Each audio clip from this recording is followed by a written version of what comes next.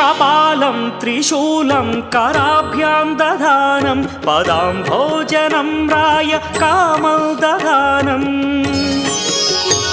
बलिवर्धयानं सुराणां प्रधानं शिवं शङ्करं शम्भुमीशानमीडे शरच्चन्द्रगात्रं गणानन्दपात्रं त्रिनेत्रं पवित्रं धनेशस्य मित्रम् अपर्णाकळत्रं सदा सच्चरित्रं शिवं शङ्करं शम्भुमीशानमीडे हरं सर्पहारं चिताभूविहारं भवं वेदसारं सदा निर्विकारम् श्मशाने वसन्तं मनोजं दहन्तं शिवं शङ्करं शम्भुमीशानमीडे